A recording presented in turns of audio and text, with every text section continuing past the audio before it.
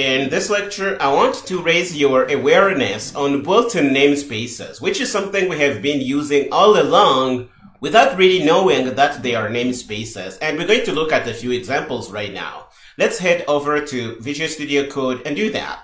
Okay, so here we are in our working directory. The current project is built-in namespaces. We're going to set up a project very fast. We're going to grab our template files.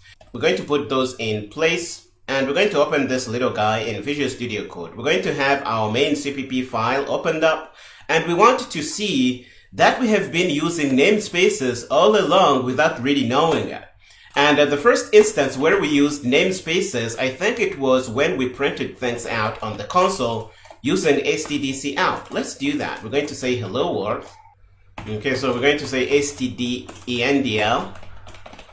And std is actually a built-in namespace that contains many things in the C++ standard library.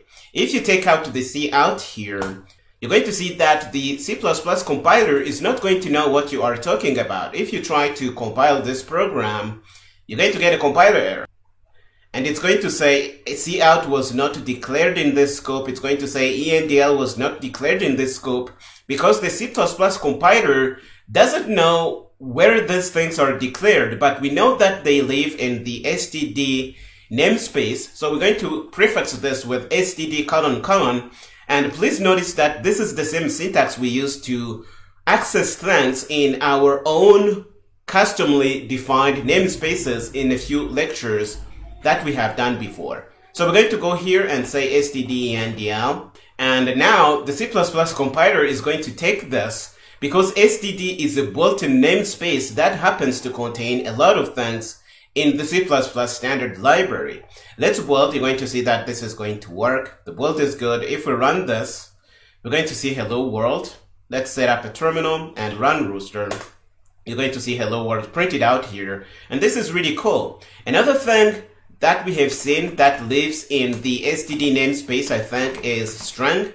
The string class we use to manipulate things in our code. For example, we can say std string and say message. And we can put in whatever message we want. So we're going to say hello world. And we can print out this message.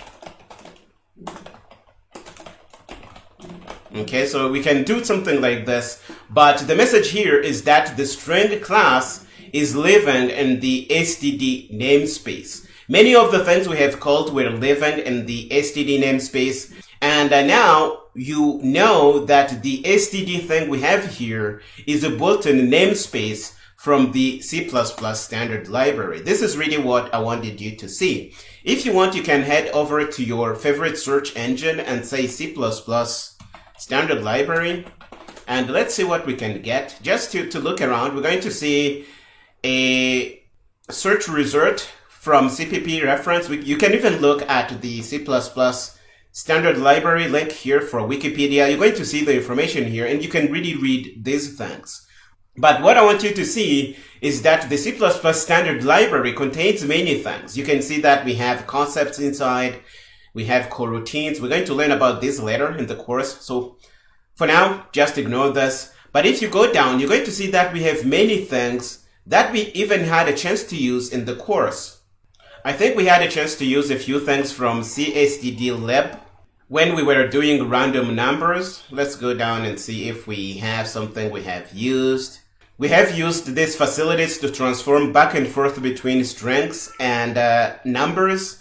If you go to A to I, for example, here, this is going to open up. And you're going to see that these things also live in the standard namespace, std, like you see here.